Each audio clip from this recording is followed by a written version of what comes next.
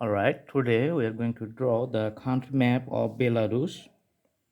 You can see the Belarus here, and the bordering countries is the Russia on the east side. On the north you can see the Latvia. Here's Lithuania.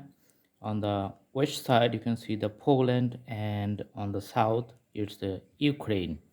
So it's almost a landlocked country, so all the countries are its bordering neighbors. And the maps here I have already drawn a previous outlines. Now I'm going to bold it so that you can clearly understand and visibility looks good.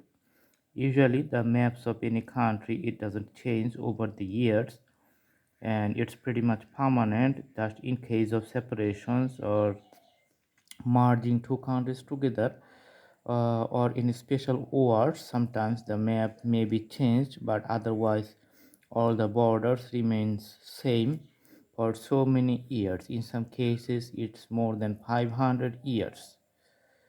All right, so usually in the syllabus of the schools, high schools, or in graduation, during the graduation, in the universities, if somebody have the geography courses, there's the academic purpose, they need to learn the maps and the locations of the country, and other purpose, for the practical purpose, if you want to travel around the world and the locations of all the countries, then it's very easy to identify for your particular country, to go to that country and know the surrounding countries there, and you have very easy time to take the decisions wherever you want to go. There's a thing.